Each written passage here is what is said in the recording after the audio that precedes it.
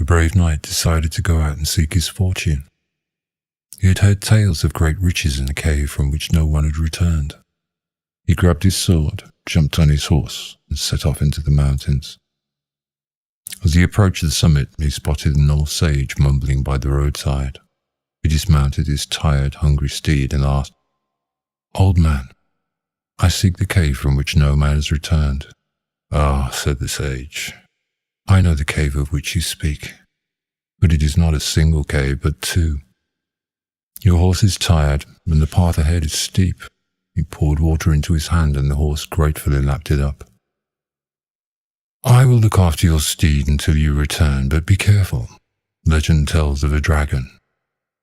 "I have no fear of dragons, sage," scoffed the knight, as he handed him the reins and headed off towards the caves, sword in hand. As he approached the first cave, the earth trembled. He stiffened and he felt the warm air and a loud, deep grrr. Okay, let me try the second cave first, he thought. He entered the second cave, and to his surprise he found a beautiful princess. She curtsied and gracefully pointed to a huge treasure chest. He kneeled, placed his sword on the ground, and opened the chest to find it empty. Puzzled, he turned towards the princess, who cut off his head with his own sword. She picked up his head by the hair and walked outside the cave to find the old man sitting on the knight's horse. "Hello, princess," said the sage. "Hello, old man," said the princess. You would have thought by now that after 5,000 years someone would have worked out that in dragon language, grrr means the treasure's in here. She rolled his head into the first cave with the rest, where the dejected dragon was chained. He looked on sadly as the sage and the princess rode off into the distance. Roman maxim, for he that would be deceived, let him. If you're watching this expecting the latest updates on conspiracy theories, you may be a little disappointed. I would like to discuss some facts. In a world where indisputable truths are so hard to find and disinformation is so easy to perpetrate, I propose we look at a few facts from our history. Facts that challenge the idea that we have freedom or even free will. Our planet has enough resources to provide every one of us with shelter, nutritious food, clean water, and enough mystery to satisfy an eternity of inquiring minds. So why are there so many homeless or living in squalor? Why do we need genetically modified food sprayed with chemicals and preservatives wrapped in plastics we can't destroy without further harming the planet? Why do we need to buy drinking water in a plastic bottle? Why is the air quality so bad? Why can't I burn wood or coal in my house when industry is already poisoning my air? Why can't everyone get permits for small wind turbines and cover their roof with efficient solar panels? And when did I sell the right to use the radio waves and the electromagnetic spectrum? Why do most of us live in boxes when we should be able to build any type of building or dwelling we require? Why do we still have racism and sexism? Why are our songs that talk about important issues banned or blacklisted from mainstream media? And why are we so ignorant of our real history, our real human history? And why is it our children are still being taught lies?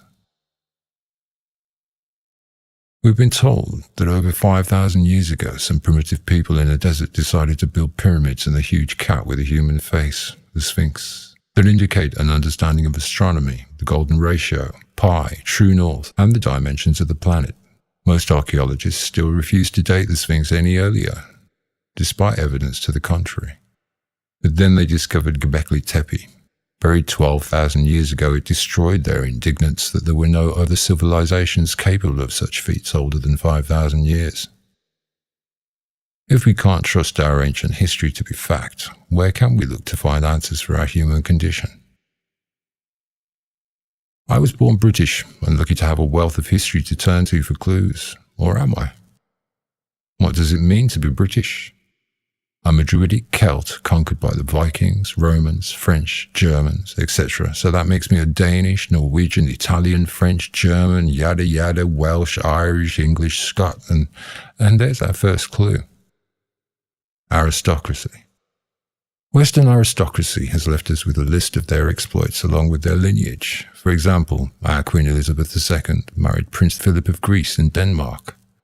Queen Victoria, Empress of India, married Prince Albert of Saxe-Coburg and Gotha. His family were German and sovereigns of Belgium, Portugal, and Bulgaria. This is just 2 marriages, and it's no trend or fad. It's been going on as long as recorded history. Our royalty are a multicultural family. They're not restricted to just pairing with invaders or colonists, but when you can only marry other royalty, it does give you a very much smaller gene pool. So small, in fact, that our king and queen are actually kissing cousins. Inbreeding does have its downside, as the Queen's first cousins Catherine and Larissa would tell you if they could. They, along with 3 other second cousins, were hidden away in an institution in 1941. The Queen's mother-in-law, Alice of Battenberg, suffered from paranoid schizophrenia, and both families suffered from high incidence of madness, epilepsy, and learning difficulties. We can never truthfully call our aristocracy British, or any other nationality for that matter, as they are Habsburg, Hanover, Warburg, Cavendish, Plantagenet, Bruce, Sinclair, Saxe-Coburg, Winters, and a few more I'd like to get to later. This alone shows how misplaced nationalism is, and that it only applies to the masses. It also shows how traditionally rival races like the Vikings and the Celts, and the British and the Germans, can share a ruling family even during world wars. Aristocracy is full of brothers killing brothers in turf wars with personal and immediate family wealth, and their sovereignty, their only goals. Queen Victoria's favourite grandchild was Prince Karl Edward Coburg, who attended Eton, and was a British prince and a member of the Order of the Garter. He was sent to Germany as a member of the armed forces and conscripted the youngest and fittest of German society, who he then commanded and killed on the battlefields of the First World War. It was Prince Karl Edward Coburg and his uncle the Kaiser who caused millions of people to be gassed and murdered between 1914 and 1918. On the other side of the First World War battlefields was his cousin, King George V, commanding the British troops and overseeing the first use of chemical weapons such as mustard gas and chlorine bombs. Both of these men were British royals educated at the British taxpayers' expense. Let's just imagine for a moment the personal wealth of a member of the ruling class during the height of either the Roman or the British Empire. When you've conquered half the world, you imagine how easy it would be to keep or hide your treasure when you control multiple countries. With a little family help, you could fight a war with yourself, conquer and pillage, and then let your cousin retake the area and impound anything you missed. He would, of course, take it home for safety, in case you retook the territory. Aristocracy sometimes needed a little help, a little edge on the opposition when wars weren't going so well, and no one likes to return the treasure when you've become so fond of it. This brings me to our next clue. You would think that any advance in science and medicine would benefit humanity in any time. So let's just try and look back into history and see how they were perceived 4,000 years ago. A healer or magician would be an important asset to any primitive society, but to a ruler, it would both be a necessity and a threat. One person's sage, doctor, or prophet is another person's shaman, witch, or sorcerer. Whether you're perceived as good or evil will always depend on being on the winning side, unless you can convince your people that you have a monopoly over good and that any magical medicine you offer comes from an all-powerful benevolent source. That also means you get to declare your enemy's advances an abomination if you're worried they or the masses may employ them to your cost. Our oldest known documented civilizations like the Sumerians, the Hindus, Greeks, Babylonians, Phoenicians, and the Egyptians all had multiple minor gods, sun and moon gods, planetary gods, and divine creation gods. Most featured one or more gods that had been resurrected. Most had a virgin birth or a god born of man story. Well, nearly all had trinities of sorts, like El, Balat, and Adon for the Phoenicians, Brahma, Shiva, and Vishnu for the Hindus, or Osiris, Isis, and Horus for the Egyptians. These early writings tell amazing stories of giants and titans, where gods lived side by side with men but had their place in the heavens. As territories were gained and lost over time, many of these gods were mingled, renamed, or reincarnated, allowing many names for the same entity like Thoth, or Hermes Trismegistus, Ningishida, Tehuti, Jehuti, Tahuti, Tetu, An, Aston, Sheps, Hab, Mehi, Kenti, and so many more. Astarte was known as Isis, Venus, and El known as Heru, Ra, Re, Amun, Horus, Ra-Horakhte. Gods were merged, renamed, grouped, classified, and made accessible to the common man through stories of their exploits and talents. This trend continued as deities were adopted by the conquered or assimilated. Phoenician sailors told tales of a gold mine of gods, and deities later reflected with many more in Greek mythology. These were added to and reinterpreted again by the Romans. They often imported gods into their pantheon, for example, the 22 Sabine gods like Minerva, Diana, Sol, Luna. They had so many deities that very little could be condemned, but it could be directed by the Roman emperor, depending on his standards of morality and resources. It must have been hard to pick a side, but the wealth of ancient knowledge of so many civilizations gave rise to so many great thinkers. Plato, Aristotle, Socrates, Pythagoras and Euclid, to name just a few. This period in history became the foundation of modern scientific investigation, although it has been argued that up until the year 1950, the only thing we've been doing is discovering the mysteries of the ancients. Children of Abraham. Let me just state here, it is my opinion that every true religion that recognizes this title has a basis in fact, and none of the history I speak of here in relation to that title should undermine the core beliefs of the religions they were based on. Knowing this history will set you free from the dogma of the institutions and show you the results of their actions. The powers behind the institutions or churches that operate under this banner today bear no relationship to the true religions they represent. We are told that into biblical history 4,000 years ago were born the descendants of Abraham, or Ibrahim to Muslims.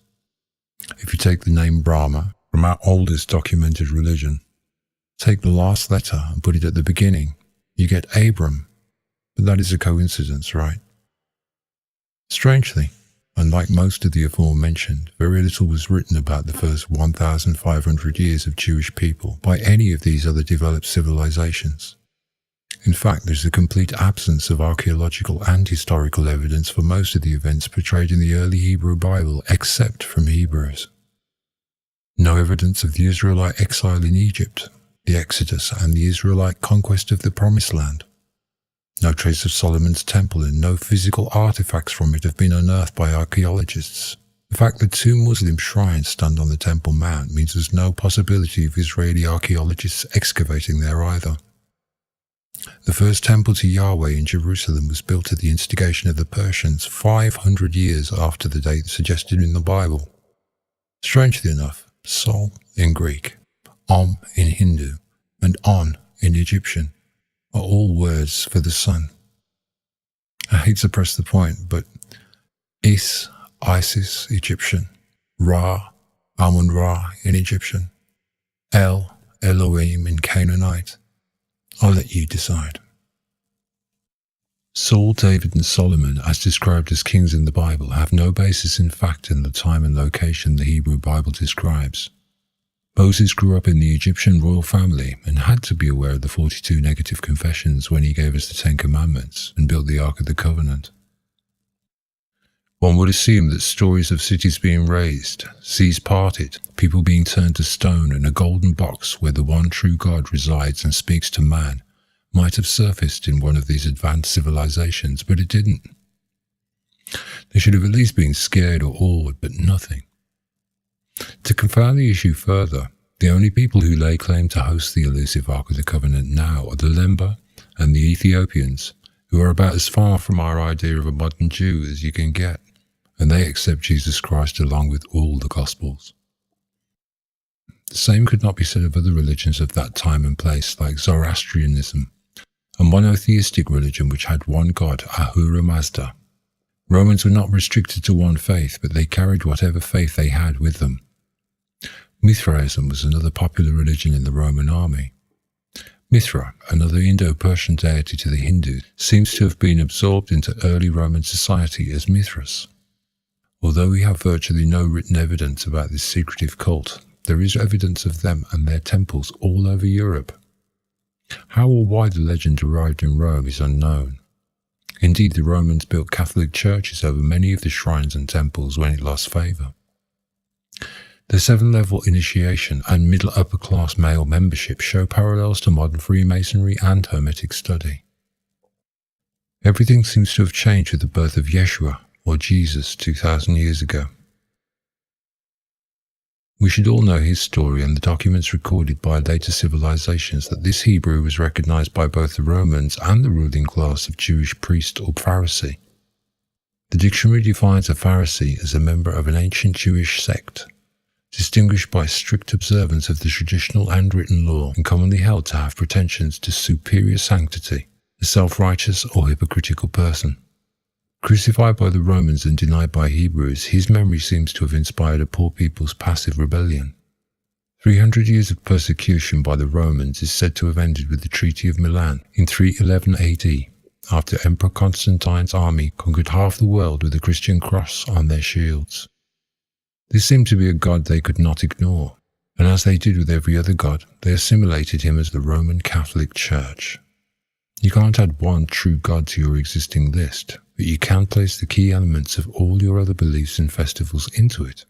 Catholic liberty now existed by mercy of the Romans. Saul or Paul was a Roman academic, and his testimony makes up a huge portion of the New Testament. All you really need to do is ensure poor people can still party on their regular feast days, and their lives remain relatively unchanged. Strangely enough, though, the early Christian writings are very few and questionable. Only 10% could even be considered as genuine, and the translation of those is hotly disputed. As usual, the conspiracy smearists got it wrong to cover the real issue. Constantine had no say in what books went into the Bible. That wasn't even part of the discussion at the Council of Nicaea. What was up for discussion, however, was more important. The date of celebration of Pascha, Easter, and the actual nature of Jesus. Was God the Father of Jesus and his Creator? Was Jesus a man or a God or something in between? Was the God of the Jews the God of Jesus? And just one more little thing. The Meletian Schism, which asks how readily a lapsed Christian should be received back into the church, and establishing norms for public repentance and penance. Jesus died before the establishment of his church, leaving us with so many conflicting accounts of his life and teachings. We can see from Gnostic texts, discovered near the upper Egyptian town of Nag Hammadi, and manuscripts found in the Qumran caves in the West Bank near the Dead Sea, that a lot of the good news of Jesus was not for the eyes of the common man. Catholics recognize the Pope, from the Greek papus meaning bishop or patriarch, as the successor to Saint Peter, whom Jesus designated as the rock upon which the church was to be built. Peter never bore the title, but Catholics recognize him as the first bishop of Rome. Jesus said to his disciples, "I am the way, the truth, and the light. No one comes to the Father except through me." But Catholics are told to accept the infallibility of the Pope, who now makes this claim of himself. Instead of accepting the infallibility of Christ's word, Catholics worship in front of an idol of his mother, holding the baby Jesus. The Pope's other title, Pontifex Maximus, shows us that his position is way older than we are led to believe.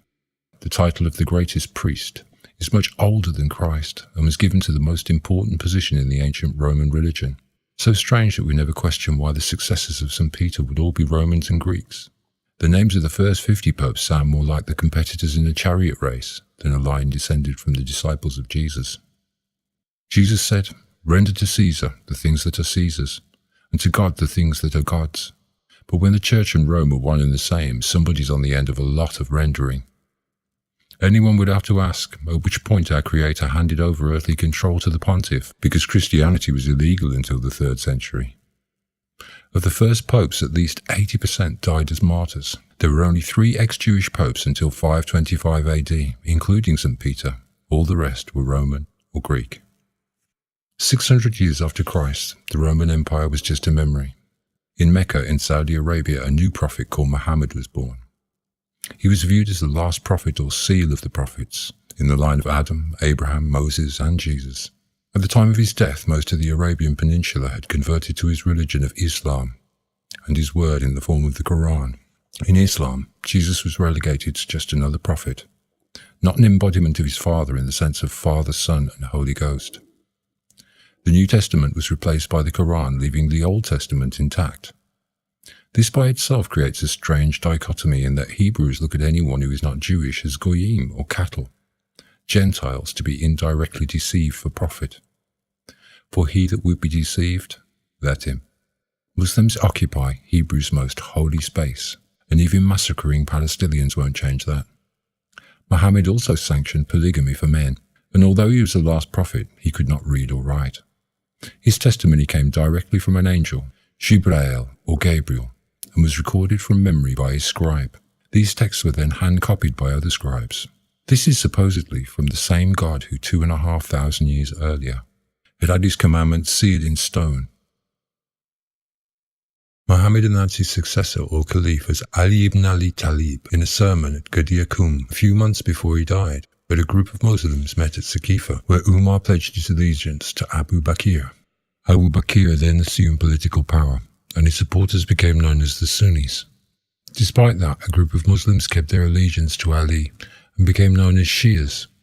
Only 25 years after Muhammad's death, the Battle of Siffin heralded the first Muslim civil war. The Khariji later assassinated Ali, and for hundreds of years, the Khawarij were a source of insurrection against the Caliphate. How would our Creator have judged a religion based on his last prophet's testimony that could have split into so many schools, interpretations, branches, and factions? Warriors of the faith, or Mujahideen, those engaged in jihad, shared a strange parallel with Vikings that died in battle. The decline of the Roman Empire led to the rise of the Roman Catholic Church and Islam. For nearly 1,000 years, these two institutions eclipsed the tales of the Romans and the Greeks, relegating them to myth. Although the Old and New Testament are both full of wondrous magical tales, they are responsible for wiping out any trace of magic in their marauding crusades, converting or annihilating all in their path virtually unchallenged until the 16th century. These were not great times for healers or people with extraordinary gifts. Henry's Church divorce. The formation of an English Protestant church in 1534 under the Act of Supremacy gave governorship of the church back to the monarch. This removed England from the Pope's control. Sins were no longer forgiven through confession, and Christ was returned to prominence over his mother and the Pope. Fortunately, the morality of King Henry VIII's decision did not compare to the result. He only did it because the Pope would not annul his divorce to Catherine of Aragon. After a brief spell back in charge under the Catholic Mary, the Pope finally got his marching orders with the Act of Supremacy 1558 under Elizabeth I, who was known as the Virgin Queen. Her father, Henry VIII, beheaded her mother, Anne Boleyn, so she was no daddy's girl. England's fortunes turned under Elizabeth during her 44-year reign. 4 years before her coronation, she was imprisoned in the Tower of London by Queen Mary. Our luckiest queen managed to reform the church and defeat the Spanish Armada. Francis Drake circumnavigated the globe. The period is famous for the flourishing of English drama, led by playwrights such as William Shakespeare and Christopher Marlowe. Her reign also gave us modern slavery. Captain John Hawkins was charged with the task of herding the African nation into servitude of the Crown. Both church and crown profited from their sale and the plantations where Africans could be beaten, raped, mutilated, kidnapped and murdered because, according to the church, they did not possess a soul. How strange that these soulless beings were able to be indoctrinated and converted into Christians. Wizards. Amongst Elizabeth's close-knit group of advisors were a very strange pair. English mathematician, astronomer, astrologer, occult philosopher John Dee, and Renaissance occultist and self-declared spirit medium Edward Kelly. John Dee is famous for his work on Enochian magic, the language of the angels, and is a major contributor to modern Masonic Templar mystery school traditions. Please don't think here that there are any innocent parties or countries here, as territory becomes far less important than family. Every aristocrat of every country wants a good sage or sorcerer. Catherine Medici, wife of King Henry II of France, was one of Nostradamus' greatest admirers. Gerard Encausse, or Papus, served Tsar Nicholas II and Empress Alexandra of Russia, of the Romanov family. both as physician and occult consultant. He formed his own Kabbalistic order of the Rose-Croix. Grigory Rasputin was one of the other famous Romanov family helpers. And then we have all those alchemists and founders or members of secret societies who study ancient biblical texts and astronomy, like the Jewish pair Isaac Newton and Einstein. Isaac Newton read as many esoteric documents as he could find and translated the Emerald Tablets. Another lesser-known fact is that he practiced alchemy and suffered health issues from overexposure to mercury. He is believed to be a 33rd degree Scottish Rite Freemason, since he was one of the founders of the Lodge in England in 1717. Einstein's family were non-observant Ashkenazi Jews, and Albert attended a Catholic elementary school in Munich. At age 13, Einstein was introduced to Kant's Critique of Pure Reason, the study of metaphysics. Kant's work, incomprehensible to most ordinary mortals, seemed to be clear to him. Where do you draw the line between science and the occult? And more to the point, who drew the line and guards it? One of the oldest magician, wise men, sorcerer legends is that of Thoth, who is pictured with many Egyptian deities or kings like Isis and Horus. He was adapted or reincarnated by the Greeks as Hermes Trismegistus and is said to have given humanity writing. He left writings that form the foundation of all of the principles of Hermetic magic, including the mysterious Emerald Tablets. He describes himself as an Atlantean. His legend shares so many parallels with a biblical figure whose full testament didn't make the Roman Catholic Bible. So strange because this man is one of the only 3 men to have ascended to heaven. The book of Genesis says Enoch lived 365 years before he was taken by God. The text also reads that Enoch walked with God, and he was no more, for God took him, which some Christians interpret as Enoch entering heaven alive. These secret traditions and doctrines are mirrored in modern Masonry. Solomon's chief architect and master of works, Hiram Abiv, died protecting the secret of his temple. Every Freemason knows that legend, and keeping their secrets allow you to access all manner of Gnostic and esoteric texts. The Hermetic Kabbalah, along with other deeper meanings of the scriptures, often limited to priestly understanding, are conveyed in secret through increasing levels or degrees. These mystery schools have been the agents, practitioners, and enforcers of the world's elite since written history began, and we know them under many names in Europe.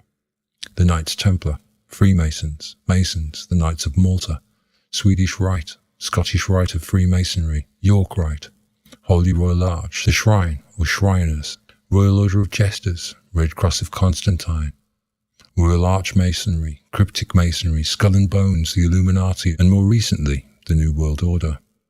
Our world wars take on a completely different perspective when we know that Sir Winston Churchill was a master Mason and Adolf Hitler was a master occultist. Let us also not forget that Winston Churchill sent in the Black and Tans into Palestine to enforce the Balfour Declaration. The November 1917 letter to the Zionist movement committed Britain to support the establishment of a Jewish national home in Palestine, aimed at colonizing with Europeans a land where most of the population was Arab.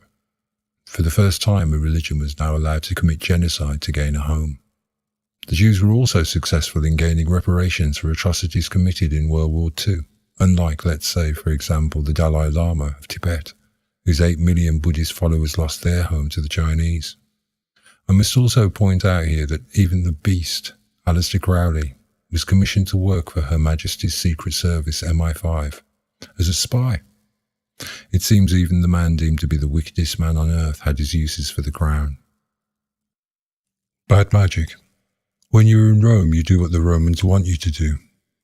Those who undermine their philosophy come to a very grisly end. The truth is a dish that normally ended up as cold meat.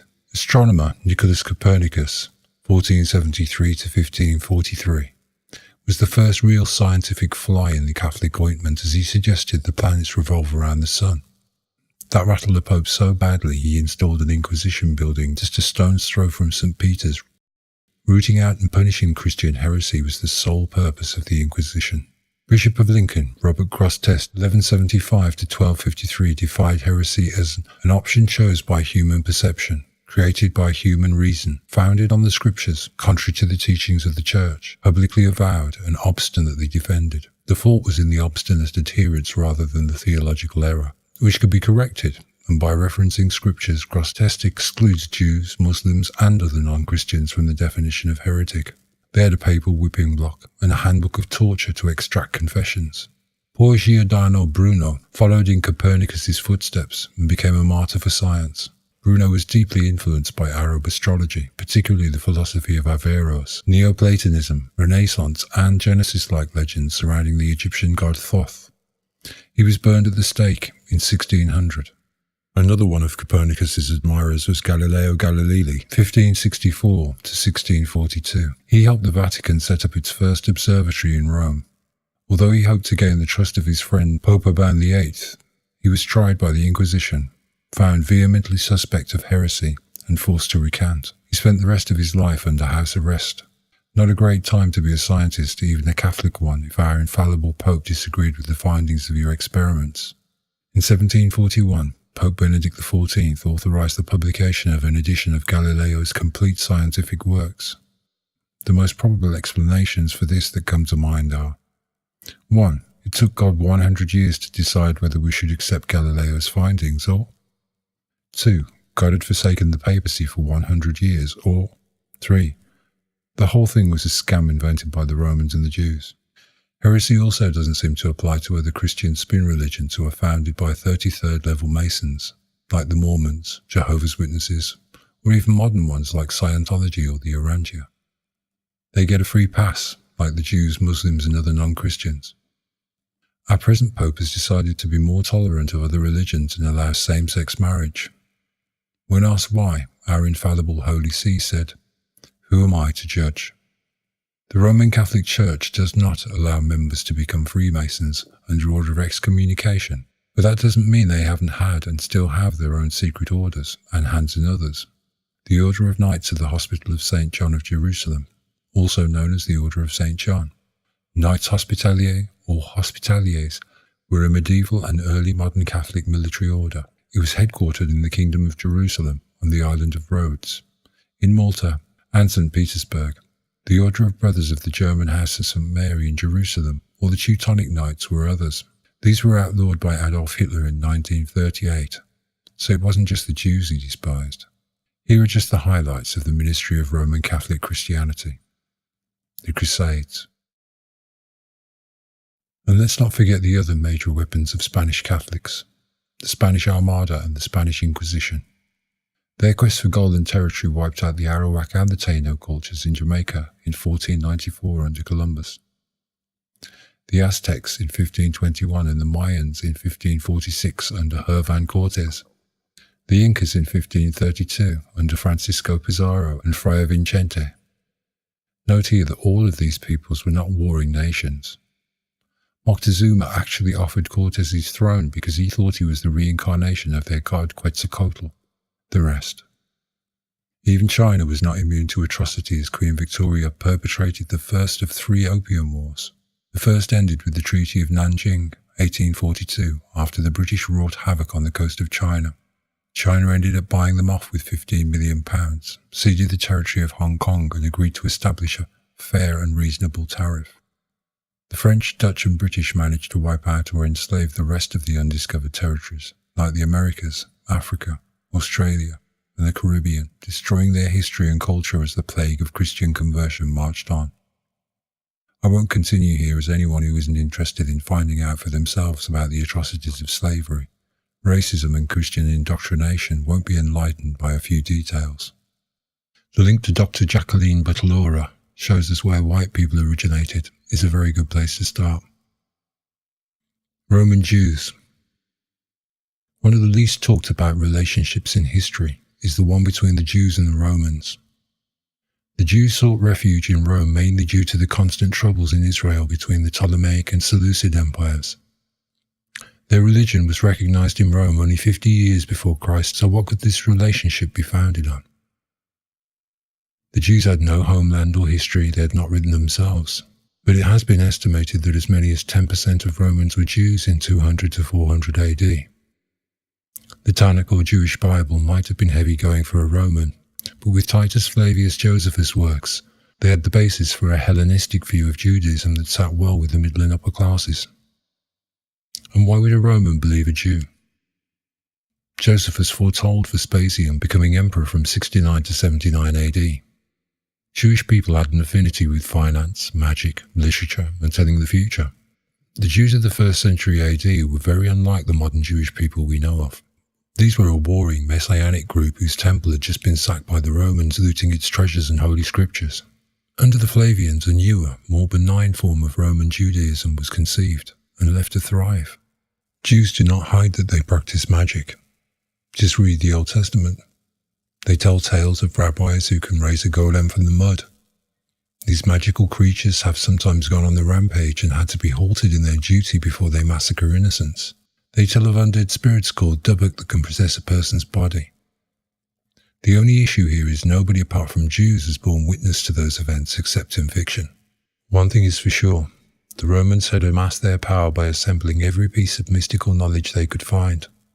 Any clever leader would know that knowledge is power, and that power in the hands of the common man is a threat, creating a scenario where any obvious links to this power could be destroyed, and the common man would distrust and disregard any it came across would be imperative. Keeping this knowledge secret but guiding and attracting those bright minds who might be valuable or a threat would also be imperative. Creating a school where their progress could be advanced or controlled by degree would ensure you can reward or suppress.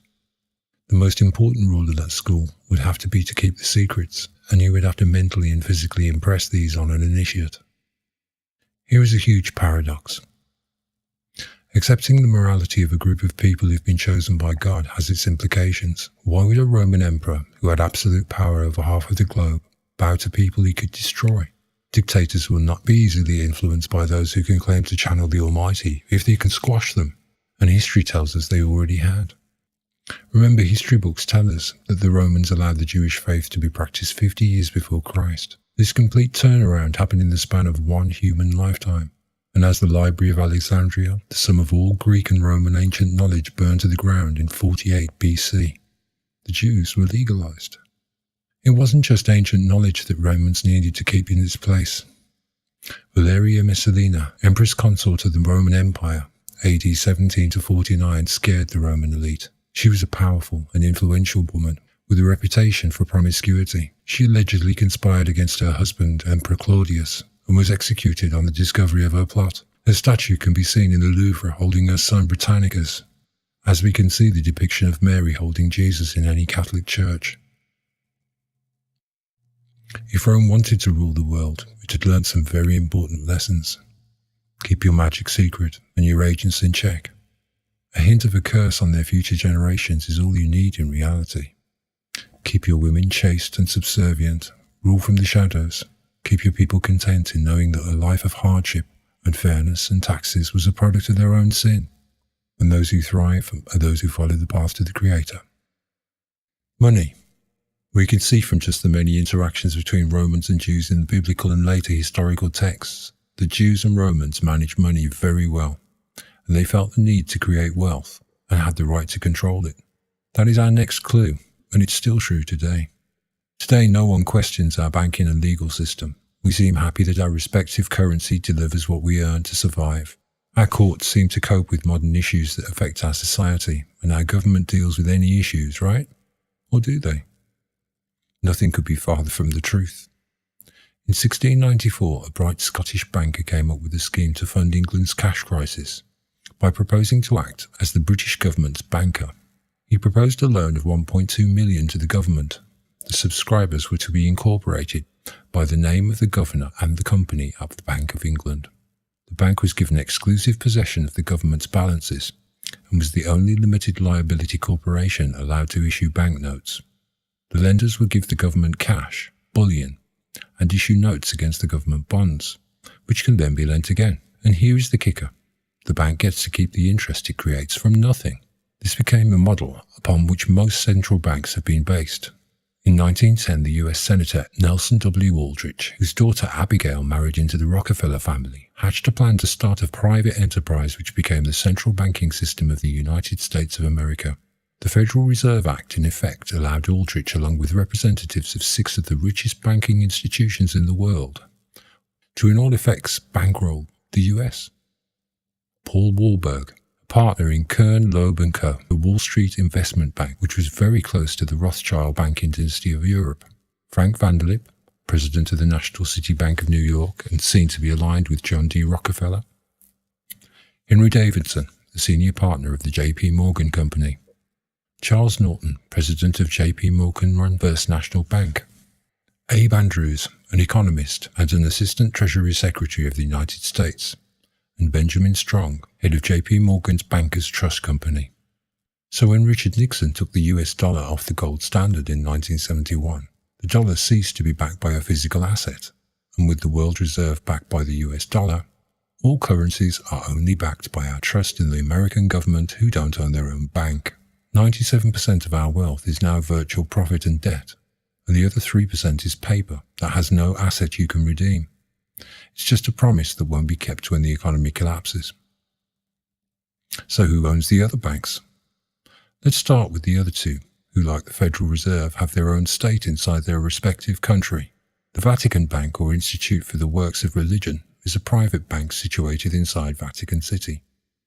When the Holy See, whose tax-exempt status on income from Italian investments was revoked in 1968, decided to diversify its holdings, it employed as financial advisor Michele Zidona, once among the country's most powerful businessmen. Subsequent investigations into his business affairs brought to light questionable associations with the mafia, as well as the secret P2, a bogus Masonic lodge that the Italian Parliament branded as a subversive organisation. The Bank of England's original home was in Walbrook, a street in the City of London, where during reconstruction in 1954, archaeologists found the remains of a Roman temple of Mithras. Mithras is rather fittingly said to have been worshipped as, amongst other things, the god of contracts. He now stands in Threadneedle Street, London EC2, and as you could probably have guessed, £1 sterling won't get you the lump of shiny metal either. Visiting the Bank of England and asking for the asset that is secured by £10 sterling will probably get you a fine or even a prison term. If you want to know who owns the money, and therefore the control of these and all the other private banks, I would suggest you start your research with the Rothschilds of London, Israel Schiff of Italy, Kuhn and Loeb of Germany, Warburgs of Hamburg, Lehman Brothers, Goldman Sachs, J.P. Morgan and the Rockefellers of the US. Very rich people indeed, but that's not all they have in common. So what about our laws? The law. Our courts are money-making private companies owned by the socially dominant. Police forces, courts, politicians and heads of government are also private companies. Please go and credit check them and you'll find some very strange connections between institutions and people you would expect to be delivering justice for all. All you'll find is a system that enslaves us. Courts operate on an antiquated system called admiralty or maritime law, which works on the principle of a harbour. You need a passport to passport. Your cash flow uses currency. When a ship is docked, its positions become the property of the harbour master. When you stand in the dock, you submit to the court. When you are read your rights, they ask you if you understand, which in legalese means you stand under them or submit to their judgment. Legalese is the language of the court which perverts the English language to trick you into submission to the court's will. For example, a summons is actually an invitation to their place of business, but if you ignore it and don't present yourself, you stand under whatever decision they make. Must means may. Apply means beg. And just in case someone finds one of the huge loopholes in the system, they have revisions of the law so that in the 3rd edition of Black's Law Dictionary, person is defined as fiction. But in the 8th edition, person is defined as natural person. How can you define something as itself? This legal fiction refers to your birth certificate, and your parents must, meaning may, register your birth to create the fiction. Without a fiction, there's no contract. If you don't register your child, you'll be sent an invitation. Whenever you register something, it in essence becomes state property. For example, when you register your car, you can use it under their terms and conditions, and you submit to them by its registration, and you pay. If you break the terms and conditions, no matter how petty or immoral, your car can be destroyed. As their property, a child may be compulsory vaccinated by the state with whatever they deem necessary. Unless you can provide a satisfactory education for your child, they will be taught the state curriculum, truth or lie, and you can't stop them. They have the power to take your child or their property if they can find you negligent in any way, no matter the reason. We must remember here that there has to be leeway so that rich people can be judged fairly. We wouldn't want any of the rich to go to jail for silly things like tax evasion, collapsing banks, pension fraud, paedophilia, money laundering, or election tampering. I won't continue further with this section here because most of the maritime law facts came from John Harris, rest in peace, who gave his life so that we could get this information. You should hear it from his mouth. For those that will be trumped, let them. Our present President Donald Trump seems on the surface to be a refreshing change from the pattern. Successful business tycoon, bold, brash, outspoken, vowing to rid the US government of corruption and make an America for Americans. But what's his background? Surely it can't be more of the same. His father, Ted Trump, was a friend of Benjamin Netanyahu, Prime Minister of Israel, and his daughter, Ivanka Trump, is married to another powerful Jewish man, Jared Kushner, an American investor, real estate developer, and newspaper publisher, who is currently senior advisor to his father-in-law. Between them, Kushner and Ivanka made more than $80 million in 2017, despite both being in unpaid White House advisory roles. Jared Kushner owns a New York City building called 666 Fifth Avenue, where Lucent Technologies operate. They research RFID chips meant to be implanted into your right hand. Jared's father, Charles Kushner, is an American real estate developer. He founded Kushner Companies in 1985.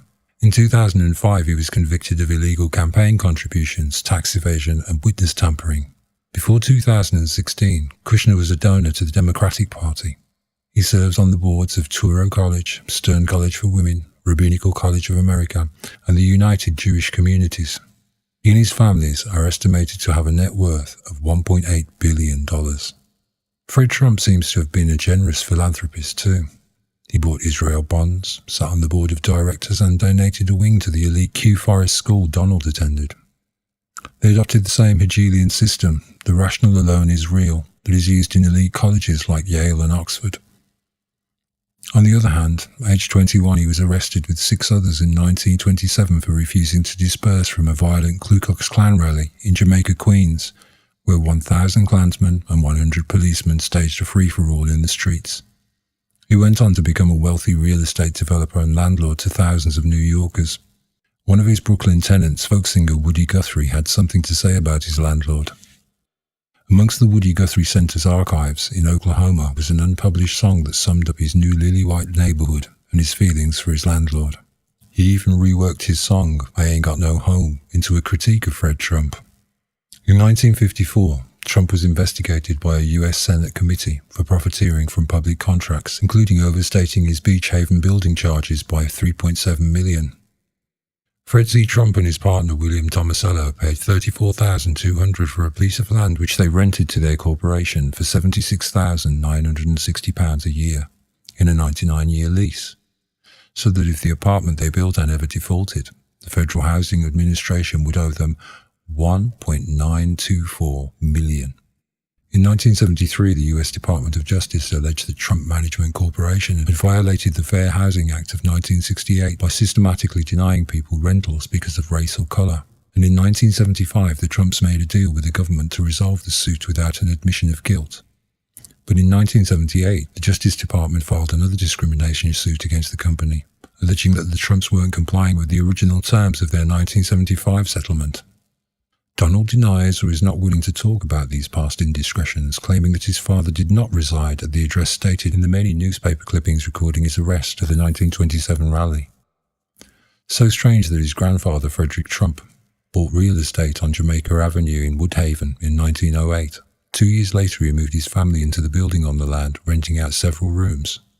Trump intended to continue buying more land, but during World War I, he kept a low profile because of anti-German feeling in the US due to the war. German-born citizens came under suspicion. Frederick returned to Germany, but he was kicked out for skipping military service. His son barely left New York. Till the 1980s, though, he pretended he was of Swedish ancestry, which he felt would be more palatable to many of his Jewish tenants. Donald repeated the Swedish claim in his book, The Art of the Deal.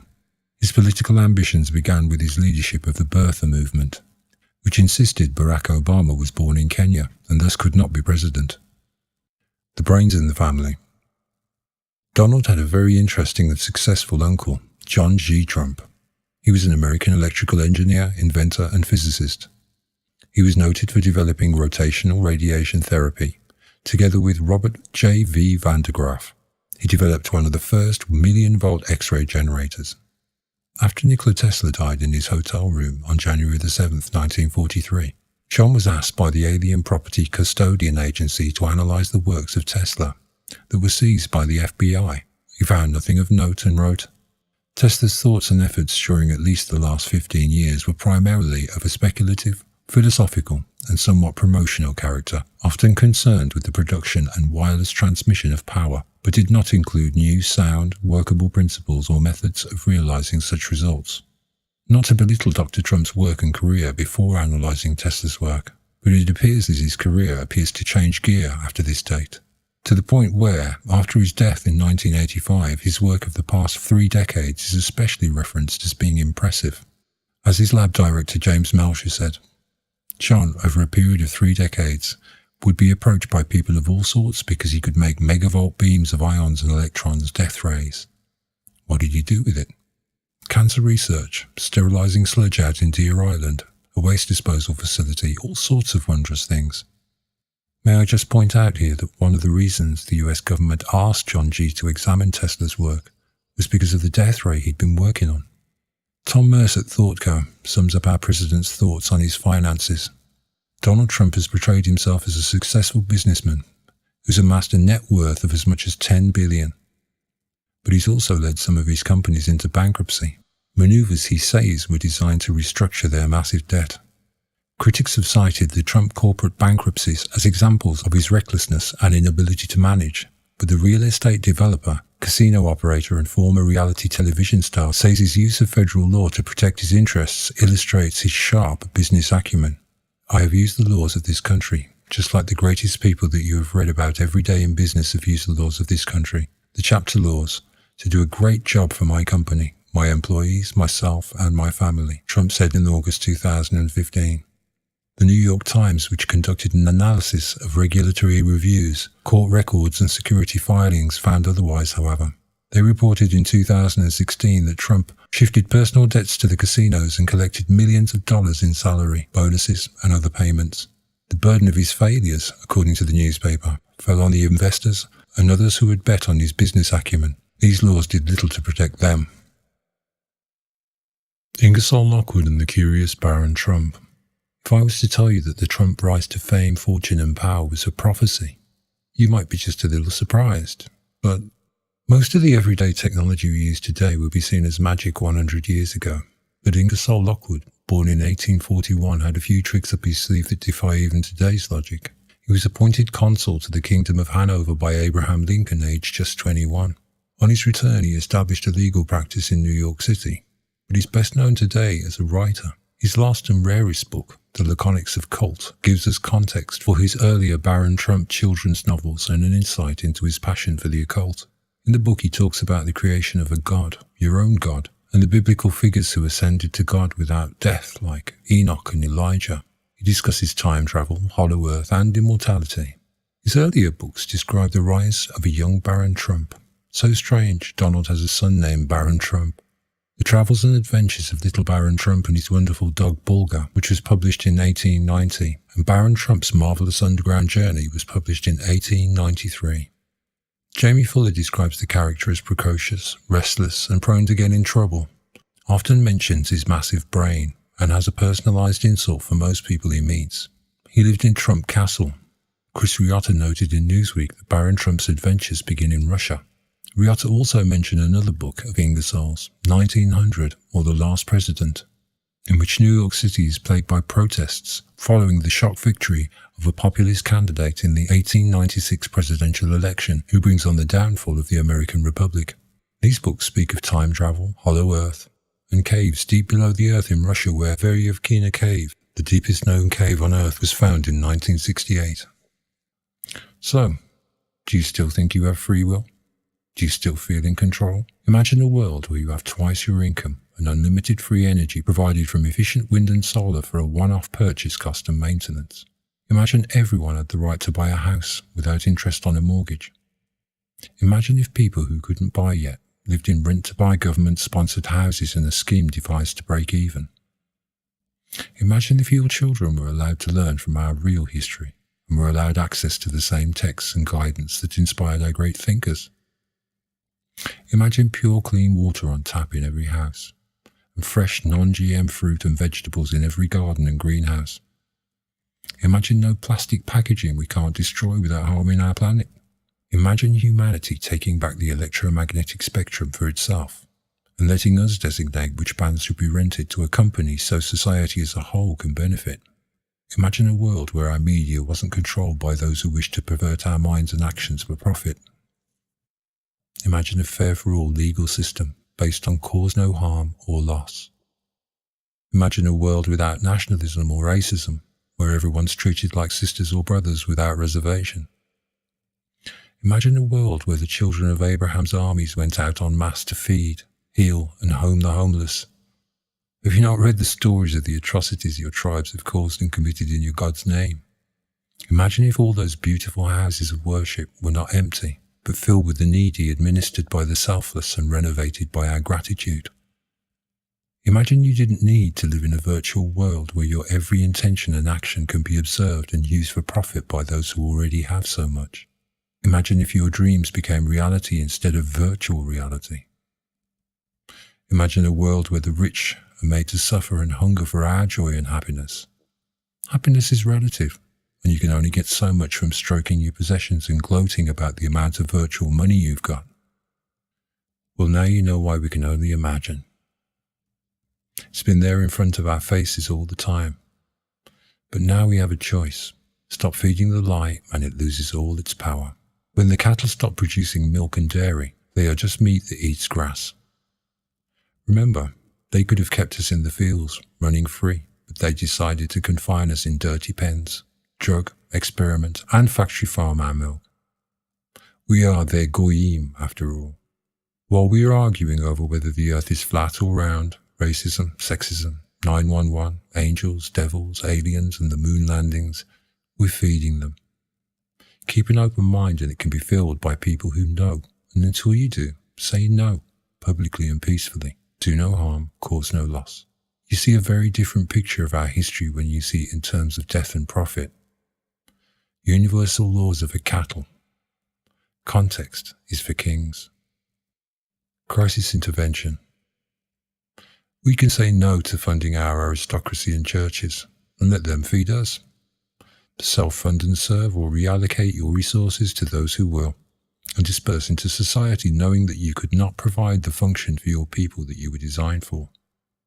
We can say no to a banking and law system that enslaves and controls our lives.